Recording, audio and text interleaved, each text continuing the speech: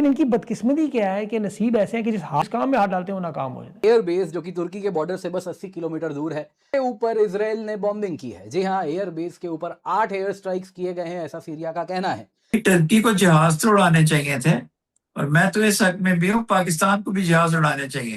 इस पे Turkish delegation बस विजिट की थी। कुछ यहाँ पर अगर आप देखें तो सर्वेलेंस प्लेन्स वगैरह वो सब भी उतारे गए हैं और कहीं ना कहीं ऑपरेशनल बनाना है। इससे पहले वो प्लानिंग करते, डेलीगेशन जाता है और 12 घंटे में वहां पे इजराइल बॉम्बिंग करता है। इसराइल के पास इस ट्राइलैटरल अलायंस के होते हुए उसकी हिम्मत नहीं होनी चाहिए थी कि वो सीरिया पे अटैक करता। ठीक है, ये टर्की पे अटैक नहीं है, लेकिन ये टर्किश इंटरेस्ट पे अटैक है। नहीं, वो फौज को मजबूर करके भेजने के लिए खान नहीं करेगा। मिडल ईस्ट में देखें प्रॉक्सी वार का हिस्सा बनना है, शाम के जरिए ईरान के खिलाफ जमीनी हमले करने इत्तेहाद बना। ने इस हमले की निंदा की है। तुर्की में अमेरिकी राजदूत ने भी इजराइल के इस हमले की आलोचना की है, लेकिन इजराइल ने कहा है कि अपनी सुरक्षा के लिए हमें जो करना होगा हम वो करेंगे। साथियों, पाकिस्तान का जो डिफेंस पैक्ट एग्रीमेंट जो बेसिकली हुआ था, अब वो एक तरह से पूरा मजाक बन के रह गया है। वजह क्या है?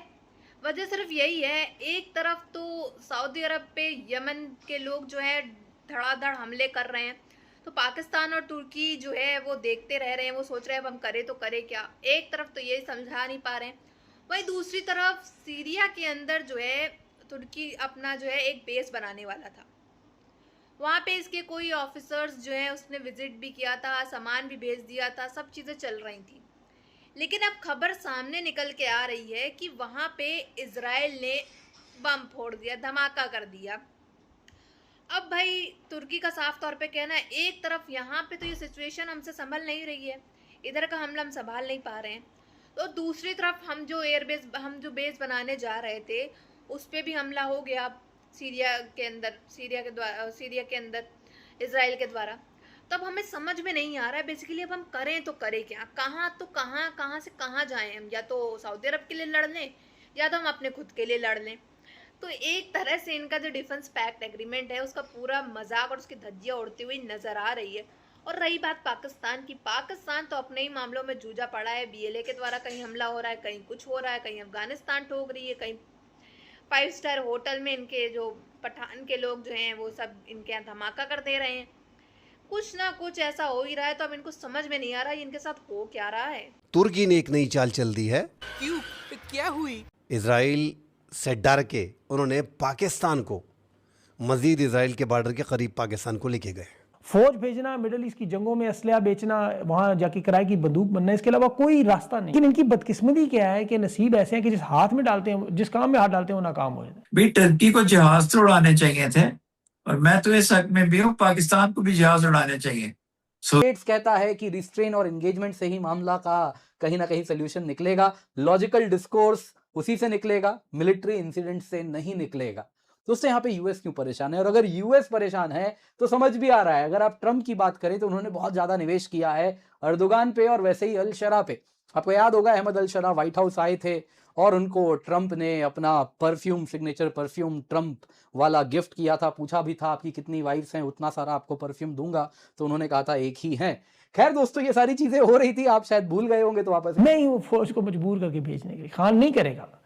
मिडल ईस्ट में देखें प्रॉक्सी वार का हिस्सा बनना है, शाम के जरिए ईरान के खिलाफ जमीनी हमले करने इत्तेहाद बनाना है, प्रॉक्सी वार के जरिए अफ्रीकी ममालिक में घुसना है। ये सोमालिया के साथ आप सिर्फ देखें, ये जो दिफाई मुआहदा हुआ सऊदी अरब और तुर्की के मुआहदे से पहले, सोमालिया में सोमाली लैंड बना है, वहाँ इसराइल मुकम्मल छाया हुआ है और सऊदी अरब और अरब अमारात की जंग अरूज पर है। अरब अमारात के संग ताल्लुकात खत्म हो गए।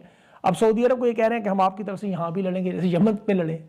तुर्की लगातार इजराइल को मिटाने की धमकी दे रहा था। इजराइल को घेरने के लिए तुर्की ने सऊदी अरब और पाकिस्तान के साथ मिलकर एक डिफेंस डील कर ली। इस डिफेंस डील का मकसद इजराइल के खिलाफ एक सुन्नी सेना को खड़ा करना था, लेकिन हद तो इस तस्वीर ने पार कर दी। तुर्की के विदेश मंत्री हकान फिदान ने अपने पीछे एक नक्शा चिपका रखा है। इस नक्शे में इजराइल को पूरी तरह से मिटा दिया गया है। इस नक्शे में पूरे इजराइल पर फिलिस्तीन और हमास का कब्जा दिखाया गया है। यानी तुर्की एक तरफ लगातार इजराइल को मिटाने की धमकी दे रहा था, इजराइल को नक्शे में मिटा भी दिया था। इसके अलावा तुर्की सीरिया में अपने सैनिकों को तैनात भी करने वाला था। जिसका मतलब ये होता कि तुर्की के सैनिक इजराइल के और नजदीक पहुंच जाते।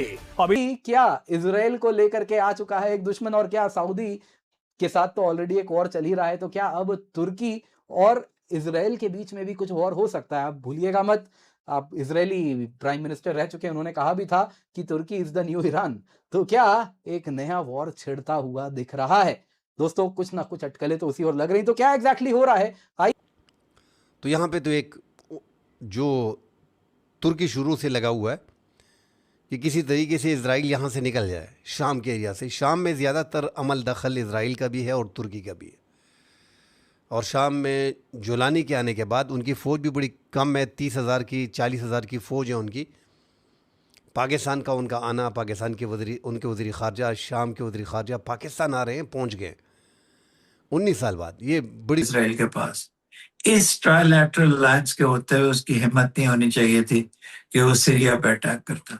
ठीक है, ये टर्की पे अटैक नहीं है, लेकिन ये टर्किश इंटरेस्ट पे अटैक है। नेशनल बनाना है, इससे पहले वो प्लानिंग करते, डेलीगेशन जाता है और 12 घंटे में वहां पे इजराइल बॉम्बिंग करता है। जी हाँ, अगर आप देखें तो तुर्की के लिए बहुत बड़ा झटका है। टर्की का भी सीरिया में स्ट्रॉन्ग होल्ड है, जिस तरह इसराइल का भी है, अमेरिका का भी है। और अभी तो जो नई हुकूमत है सीरिया की, ये तो बहुत प्रो अमेरिकन है, बहुत प्रो इजरायली है, लेकिन उसने इजराइल की एक, आप इसको खूबी मान लें या दहशतगर्दी या जेनोसाइडल एक्ट मान लें, वो हर चीज में बीबा बन के अमेरिका से इजाजत नहीं लेता, नहीं है। तो उस अलायंस के साथ किसी को मजाक करने की इजाजत नहीं होनी चाहिए। नहीं, पर अब जो वो जो 4 मुल्कों का क्वाड है, पाकिस्तान, टर्की, सऊदी अरब और मिस्र, उसका इजलास तो बुलाया है ना। वो 4 मुल्क तो मिलकर इसके ऊपर इजलास इस्तांबुल में हो रहा है ना। टर्की ने उसका, लेकिन कॉल तो टर्की ने करनी थी ना कि ये करें, ये करें। टर्की ने क्वाड का इजलास बुला लिया। टर्की कहता है मैंने लड़ना है, तो सब लड़ने लग जाते। फर्स्ट राइट तो टर्की का था। बिल्कुल फर्स्ट राइट टर्की का था, लेकिन टर्की को भी फिर जरा होश करना चाहिए ना।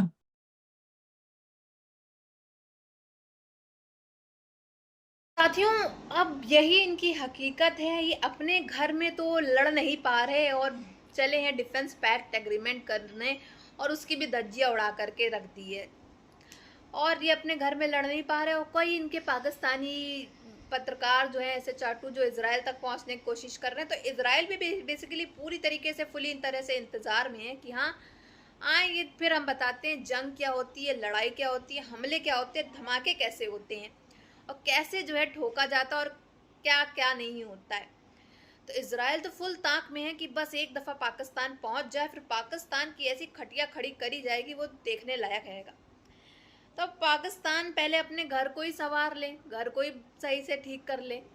वो अभी इस समय बीएलए से एकदम फुर्सत नहीं पा रहा है। जिस तरह से बीएलए उसके ऊपर लगातार हमले कर रही है, धमाके कर रही है, हर एक चीज़ें कर रही है, और अलग बयाना इन्होंने लेके रखा हुआ है डिफेंस पैक्ट एग्रीमेंट का। सऊदी अरब पे जो है हूतीज़ हमला कर रहे हैं, हूतियों ने हमला करके रखा है, फिर हूतियों ने इनके ऊपर भी हमला कर दिया। तो अब इनके समझ में नहीं आ रहा है तो ये करे तो करे क्या। और अभी इजराइल से भी पंगा लेने की कोशिश कर रहे हैं। अगर इजराइल से पंगा ले लिया तो फिर तो हालत समझो इनकी टाइट फिस होने वाली, हवा जो है एकदम टाइट हो जाएगी। क्योंकि आप बहरहाल आप तो जानते ही हैं कि क्या सूरत हाल है पाकिस्तान के। इनके पाक फौजी आए दिन सरेंडर कर रहे हैं, आए दिन मारे जा रहे हैं। कितने ही बचे होंगे, मान लिया बहुत ज़्यादा इनके पास पाक फौजी हैं, लेकिन कब तक जो है इनके पाक फौजियों का काम चलेगा। आए दिन तो 200, 400, 500 तो मर रहे हैं। कितने पाक फौजी बचे होंगे अब इनके पास जो ये बड़ा बयाना बट्टा लेकर के जो बैठे हैं डिफेंस पैक्ट एग्रीमेंट का। ऊपर से एक अलग अलग दुश्मन जो है दुनिया भर में बनाते फिर रहे हैं, और वहीं भारत से भी अलग पंगा लेकर के बैठे हैं। समझ रहे हैं ना आप साथियों कि क्या सूरत हाल है। उसके बावजूद जो है इनको दिखाना है कि हाँ हम सुपर पावर है, हमारे पास इतने बड़े न्यूक्लियर वेपन्स हैं, हम ये कर देंगे, हम वो कर देंगे। अरे भाई पहले अपना घर तो संभाल लो, अपना मुल्क तो संभाल लो, तब जा करके दूसरों की मदद पे आना उतरना। क्योंकि खुद का तो घर जो है वो संवार नहीं पा रहे हैं, पर दूसरों के घरों में घुसने की कोशिश कर रहे हैं। तो अपनी दीवार तो बन नहीं पाई, तो दूसरों की दीवार में तोड़ने में क्यों लगे हुए हैं, मुझे तो ये समझ नहीं आ रहा है। और हालात तो अब ऐसे हैं कि कल फिर खबर सामने आ रही थी, उसके ऊपर बहरहाल अगली वीडियो बनेगी कि बीएलए ने अब जो है जाफर एक्सप्रेस पे भी धमाका करने की कोशिश करी है। बच गया, लेकिन एक और हमला जो है वो बीएलए के द्वारा कल फिर पाकिस्तान भर के अंदर हुआ है।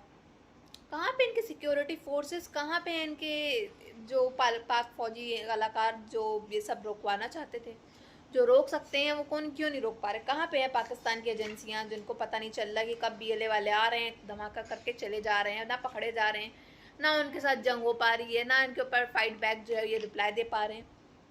अब इनके समझ तो कुछ आ नहीं रहा, ये करे तो करे क्या? बहरहाल आप सबकी क्या राय है इसमें कमेंट बॉक्स में ज़रूर बताइएगा।